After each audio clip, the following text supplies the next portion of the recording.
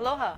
Welcome to Jordan's Journal. I'm Representative Joe Jordan, and today we're going to do one of a two-part show on Ordnance Reef. And I have guests today. My guest is J.C. King with the Department of the Army, and John Coughlin from ARA Inc. Thank you. Thank you for joining me today. Thank you. Yeah. I know we just completed a project out there on the Waianae Coast. Right. Maybe we can take it back a little bit in time to how did we get to today and sure. where we're at. Sure. Hi, J.C. So let me give you a little background of how why munitions are in the water. So after World War II, actually after World War I and World War II, the services had excess and obsolete munitions. So we had more munitions than we needed. And so one of the ways, there was many ways to destroy them, blow them up, or sea disposal. Sea disposal was an internationally accepted practice at the time. It was convenient, not convenient in the sense of it was safe. People believed it was safe at the time and less environmental impact than burying them on land or blowing them up. So the end result was they disposed them in the sea. For the U.S., the United States, we actually had policies back from as early as 1919, 1917 timeframe that recognized that we didn't want to put munitions where in sea lanes or close to shore, things like that. So as time went on, after World War II, the goal was for conventional munitions like those at Ordnance Reef, the policy was to dispose of them at waters in depth of over 300 feet or 2 miles from shore, whichever came first. Okay. And for chemical munitions, it was 10 miles from shore or 600 feet, whichever came first. Okay. In reality, all of our chemical munitions are in very deep water, well over 1,000 feet. So there are sites in the Hawaiian waters where there are chemical munitions, but those are always over 1,000 feet. Most of them are. The one that's off the Waianae Coast is about 10 miles off the coast. Okay. The conventional munitions, just like at Ordnance Reef, the goal was about 300 foot of water. And where the munitions are at Ordnance Reef, they're at about 130 to 60 feet, but it's not a lot of munitions. It looks like as they were disposing of munitions, they missed the mark. Oh, okay. And so I think that's how we got to where we are. So how we got to here at Ordnance Reef was in 2006, there was some articles on chemical munitions in the United States. That resulted in Congress passing legislation, the National Defense Authorization Act for '07, that required the Army, required the DoD to do several things. One of the things it had to do was to identify the location of all munitions, all sea disposal munition sites. And then another was to conduct research into the effects of munitions on the ocean environment and of the ocean environment on the munitions, which brings us to Ordnance Reef. We were also required to do 2 sites in the Hawaiian waters, 2 in the Atlantic and 2 in the Pacific. 1 in the Pacific had to be off of the Alaska. So shortly after that law was passed, we did a comprehensive review of munitions disposal sites, and we've developed a database so we know where those sites are. The Ordnance Reef issue came up just right around the same time. Mr. Davis at the time, the Deputy Assistant Secretary, was here, and the community brought it to his attention. And he came back and we talked about what was a way to start addressing it. At the same time, the Hawaiian CODEL, through a lot of effort, got some money for research. And they only asked that we do the research, and the money was used in the U.S. coastal waters off of Hawaii. Wow. So we started designing two different studies at that time, one of which was Ordnance Reef. And we started with a survey by NOAA, and then followed on with a second survey that we're doing. One of the other tasks in that law was we had to look at ways to recover munitions from the ocean bottom safely, and then to dispose of them. So what we did at my office is we wrote what we call a statement of work, look for contractors that could come in and bid on it. We had some requirements. The system had to not rely on divers. Wow. So we wanted to remove divers because it's costly, shorter time. Safety factor. And we wanted to limit the impact on the environment, both in the destruction and in the recovery. And we wanted to leave no trash. And so that's where we then accepted some bids, and what I'd like to have then is have John just talk a little bit about how his company developed roomers and the destruction system. Yeah. So then you actually got the bid and Yes. started the process of development. Right, and you know, clear directions from the Army on meeting with the community, and also you know, taking input into how that would shape what we did. And those directions included making sure we were able to contain energetic compounds and munition constituents. So we went to great length to make sure that the system helped contain that. Our salvage baskets had fine mesh so that we weren't releasing into the water. We built a system that was more surgical. We had arms on a ROV that could pick up items carefully and help limit damage to the reef versus methods of, you know, dredging or you know, more that would have larger impact to the reef. Now, So would there be a human in this little roamer? Or? nope, it was all done remotely. So we were working a remotely operated vehicle from the surface and vessels, and driving around, picking up items, putting them in salvage baskets. And then the salvage baskets, we would attach a lift balloon and raise it to the surface. Yeah. And then how did you find the process to develop this? I mean, did you just put parts together? Or? Well, we went to the leading company in the world, which is Oceaneering International, that helped us build the ROV. And there's no ROV like it. We took a base model and added the arms that we liked and the sonar and flotation, and sort of built a hot rod, if you would, that was capable of lifting heavy items. Most ROVs don't really have the thrust and work-like ethic. So we've sort of developed an underwater bobcat skid steer type vehicle that drives around and floats, but is able to do good heavy work underwater. Yeah, I noticed it has like different arms, like a little pincher arm and a little clip arm. Yes, we've got an arm that has a curved grip that allows it to grab a munition shape.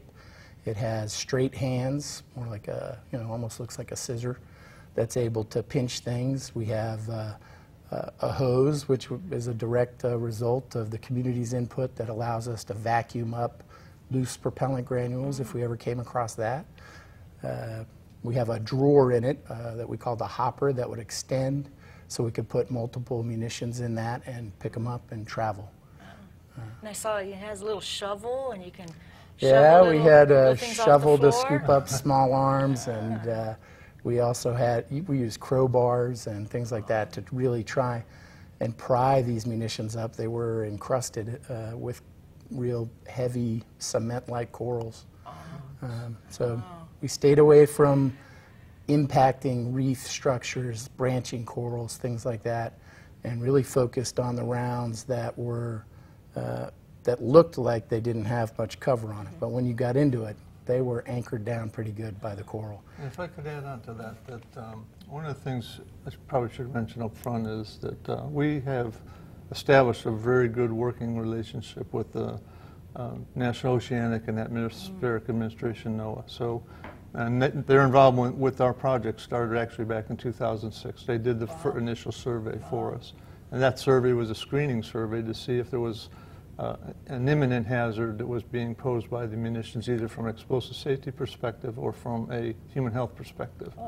But that relationship has continued. So NOAA put in, as you may remember, ocean sensors that would sense the current. They put in some around, we were started out with 2 community input. We got 4 in around the ordnance, the close inshore, and 1 deep string of sensors in the deep water site. So we weren't ignoring that. So that was a win-win for everybody. Yeah, it was. Because we'll get information, the Hawaii will get information, and NOAA will get information, and all be used. But prior to the demonstration starting, NOAA dove the munitions on the reef, and they basically mapped every munition, and they told us that some munitions are in areas where there's heavy coral.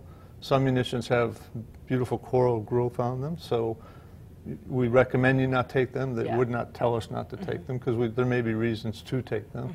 And then there was other areas where they said you could work here pretty much unfeathered, but Oh. just be careful, okay? So that relationship continued, and now that the demonstration's been concluded, NOAA will now go back and resurvey to see if we did. Our goal was to prevent injury to the environment, so they'll go back and see were we successful. Was John successful? So then actually NOAA went out there and kind of surveyed these areas and decided, or gave you their best guesstimate of where you can get the maximum for the limited time that you're going to be able to do, right? More that they gave us areas where the rumors, the ROV would not impact the coral, or where we should be careful. So there was areas where we need to be very, very careful. There was areas where we need to be careful, and there was areas where not so much. You could basically operate unfeathered. And the best value about that guidance was it turned out that our largest concentrations of munitions were in the areas where they had the least amount of coral. So we were able to really concentrate the effort and work where the most munitions were and not impact the environment. And that was our plan. Our plan was to limit injury to the coral. Our plan was to demonstrate fully the capabilities of rumors, or the ROV, as well as the destruction system, and not to, it wasn't a cleanup. Some people still believe it was a cleanup. It wasn't a cleanup, it was a demonstration. We felt that we selected Ordnance Reef because we knew a lot about the area. We selected Ordnance Reef because the community had expressed concerns about the munitions. We felt we could get a 2-for-1. We could get technology we needed, and we could get some of the munitions out of the water. So that's where we are today. Okay. So the type of munitions that are out there, because not everybody dives down there or sees the ocean floor. So we're talking about what, little bullets, little caliber bullets, and could you kind of explain what they kind of look like? We really found a large, a large spread of items. There were small arms, bullets, all the way up to we found some 100-pound bombs. So we had the majority of what we recovered, though, were 5-inch projectiles. So the base plate, the round end of it was 5 inches wide. So you end up with about a 100-pound item. And it was, we got quite a few of those. So when you got down there, did you expect some of them to be kind of like cemented to the ocean floor with the growth of the coral? Both John and I had dove that area. In fact, we dove with Mr. Isla and the NOAA guys. And we did see that. We saw that some were concreted. We thought that the ROV, because of the pressure it exerts, would be able to pick them up. Not so much. Oh, really? You'll see the video. I mean, that's 150 pounds of real strong torque we're trying to put on those, and they're not budging. They're not budging. Wow. Even when we broke out a crowbar, they were not coming up very easy. So what we decided, and if we have time, we have about an 8-minute video we could walk through and talk through. But what we decided after the first couple days of trying to figure out exactly how everything worked was if we were spending more than like 20 or 30 minutes on a munition, which we were, we wanted to just move on. So we set 2-3 minutes. If that arm can't twist it and pull it, move to the next one. And you'll see that if we have time for the video.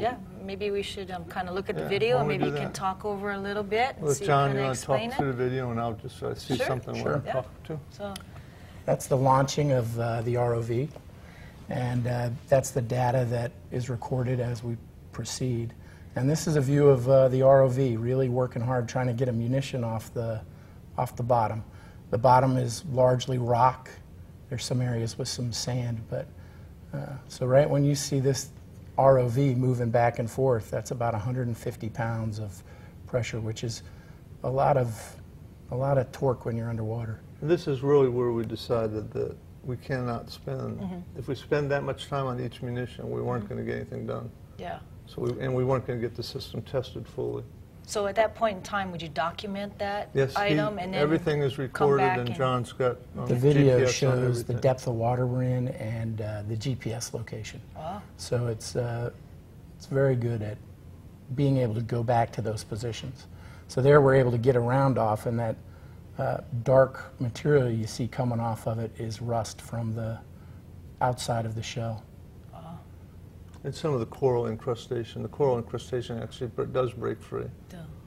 So I'm assuming you document every piece that you find for future reports back to the Army. That's a laser scale pointing at the base plate, so that we get a good idea of the size.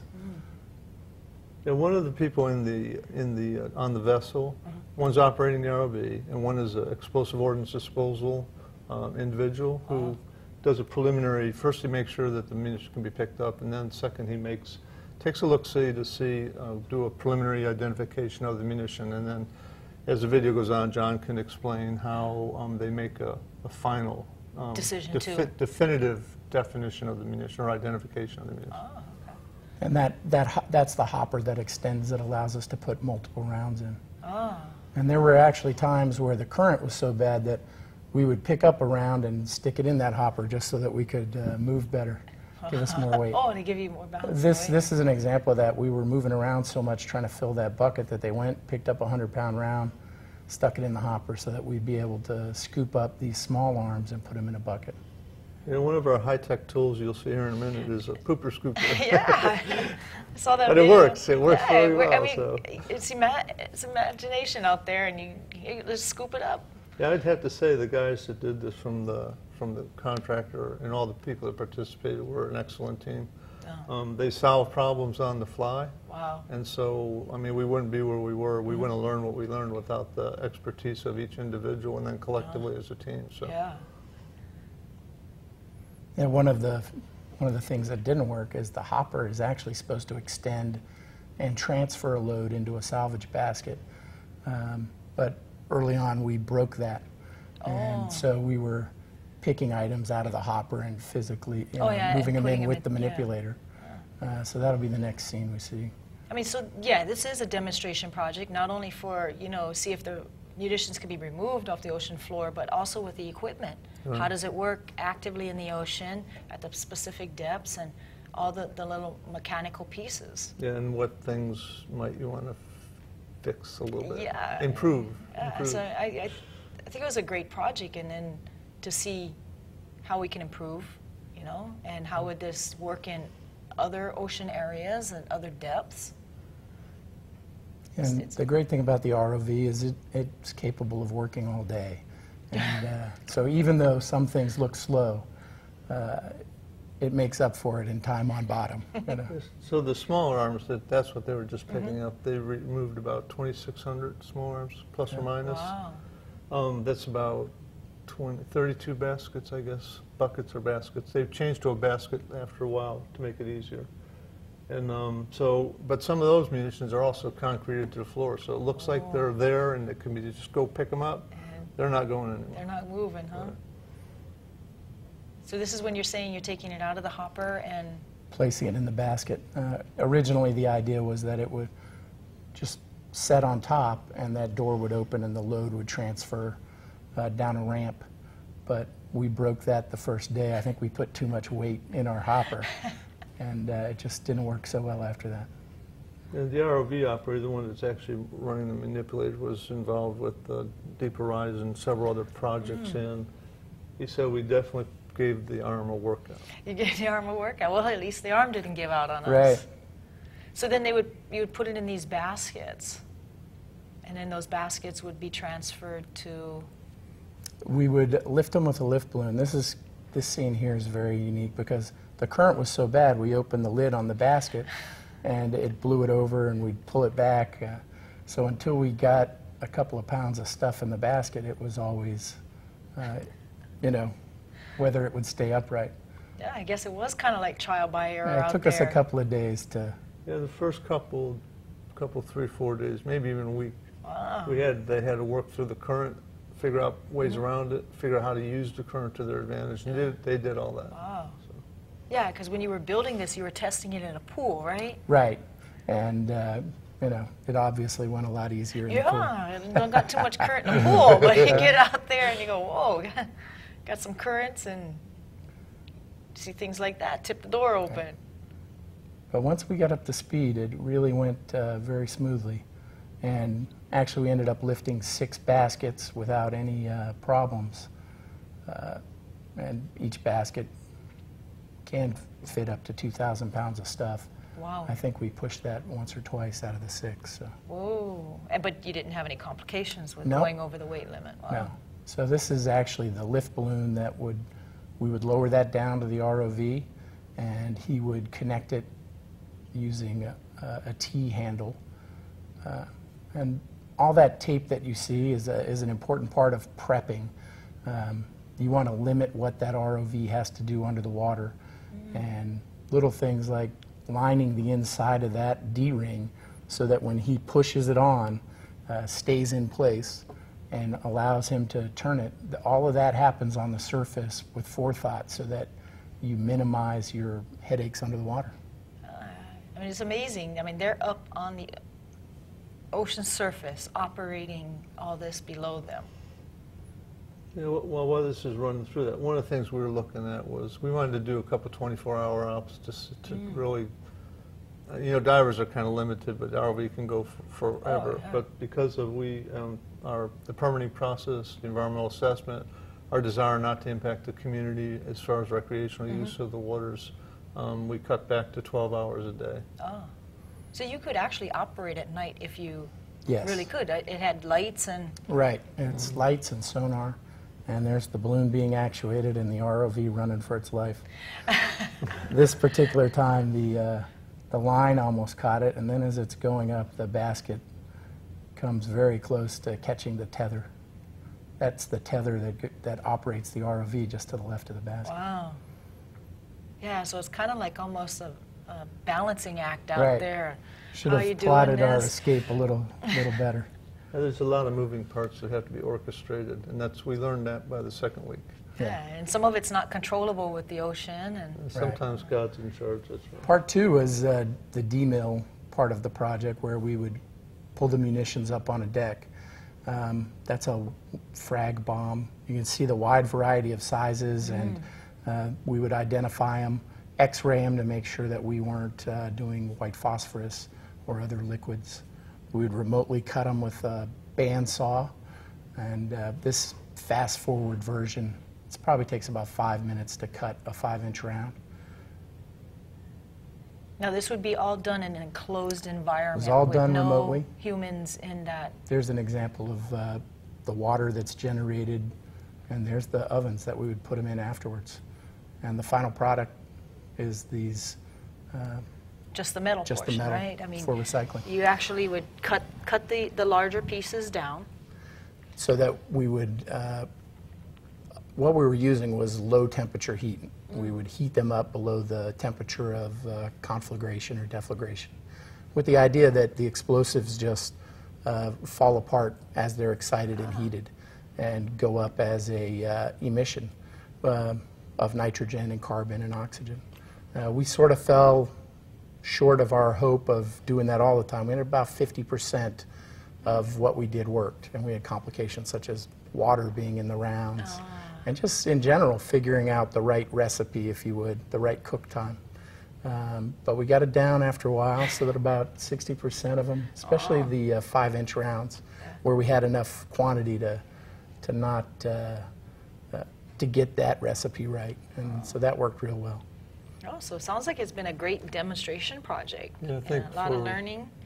I think for the Army and for DOD, I think we did what we came here to do, is to understand that we can do this differently, move it to what we would call production rate, rather out of a demonstration into actually doing stuff.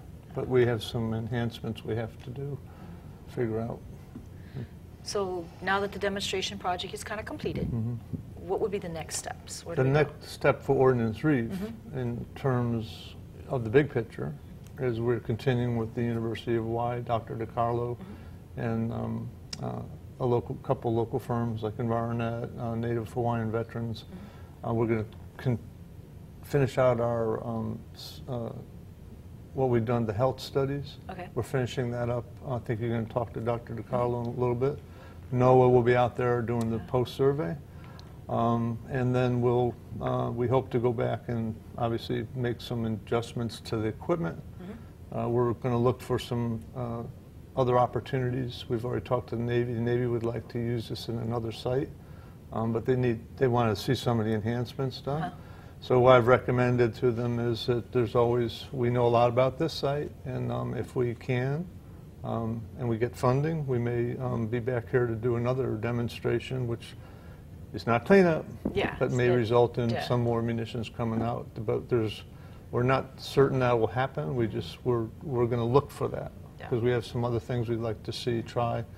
And the big advantage of Ordnance Reef is we know a lot about the munitions there. We know a lot about the currents and everything else. And there's obviously a concern, community interest in us doing stuff. You know, and I think that's part of it. I mean, the community just wanted to know what and how and where we're going to go with this. I mean, is it hazardous to the individual? And I think, you know, Dr. DiCarlo and Noah can kind of explain some of that end of it. And, you know, us going forward with this demonstration project, now we've got information that we can now safely say, hey, this is this, or this is the information, we need to go and revisit what we need to do. The collective effort, the holistic effort of Ordnance Reef is to get the science to understand, is there a risk, and if there is a risk, what has to be done to address it. Okay? Kind of running out of time here, so I'd really like to thank you, John and JC. It's been a pleasure. I've been working with JC since '03, and John probably for like the last year, so thank you very much. Thank you. I'd like to thank you and look forward to the second half of our show with Noah and the UH, and we'll discuss the other part of this project. So thank you very much for joining me. Representative Jordan, and mahalo.